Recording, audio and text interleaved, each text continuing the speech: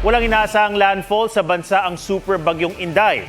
Pero ang hinahatak nitong habagat ang nagpapaulan sa bansa at magdudulot ng maulang weekend. Kanina, inulan ng Metro Manila at ilang lugar sa Luzon.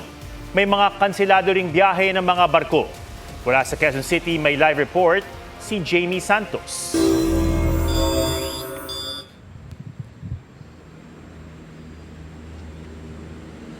Atom, manakanakang mahina hanggang sa malakas na pag-ulan ang inaasahan ngayong gabi sa malaking bahagi ng Luzon at ilang lugar sa Visayas dahil yan sa habagat na pinalakas ng bagyong Inday. Halos mamuti ang langit nang bumuhos ang napakalakas na ulan sa Quezon City kaninang hapon. Sa Timog Avenue, nag-zero visibility pa. Matapos ang ilang minuto, binaha ang ilang lugar. Hirap tuloy ang mga motorista sa bahaging ito ng EDSA Santolan. Maging sa ilang bahagi ng Quezon City, gaya sa Cubao, nakaranas din ng malakas na ulan. Sa Mother Ignacia Avenue, pahirap ang biglang baha. Abot binti naman ang tubig sa Araneta Avenue. Sa kabila ng banta ng leptospirosis, lumublob at naglaro pa rin sa baha ang ilang kabataan. Isang pickup truck naman ang nabagsakan ng puno ng balete sa Valencia Street sa Barangay Del Monte sa kasagsagan ng malakas na ulan. Ang isip ko lang po talaga yung mga ordinaryong sanga lang po. Kasi hindi ko rin po ramdam na malakas yung pagbagsak sa kanya. Pero yung pala sa labas, malaka pala ang damage po. Ramdam din ang malakas na ulan kanina sa Quiapo sa Maynila, sa Parañaque at Pasay City. Maging sa bahagi ng NLEX southbound sa Valenzuela. Sa Naik, Cavite, bumuhos din ng malakas na ulan na nagpabaha sa ilang lugar. Sumabay pa ang malakas na hangin kaya lumaki rin ang mga alon sa dalampasigan.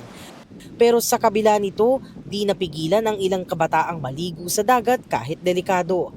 Malalaki rin ang alon sa Tanza, Cavite, kaya ang mga mangingisda pahinga muna sa paglalayag. Delikado po, minsan di mo masabi buhay mo sa laot. Pwede ka mapahamak, makidlatlan, tumabambang ka.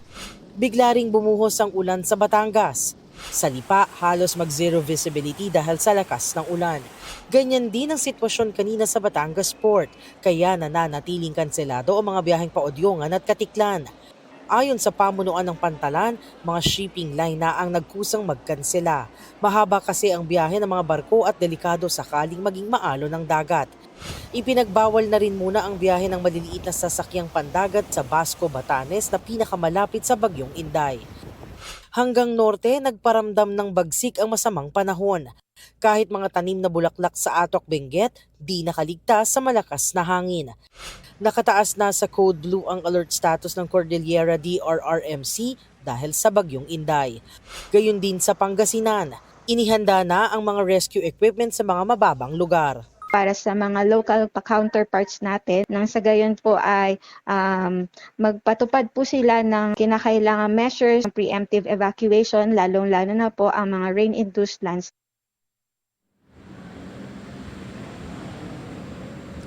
Atong patuloy na pinapayuhan ng publiko na manatiling alerto at bantayan ng mga weather advisories ng Pag-asa at ang abiso ng kanilang lokal na pamahalaan, lalo na yung naninirahan sa bahaing lugar at may banta ng pagguho. At yan ang latest mula rito sa Quezon City. Balik sa iyo, Atom.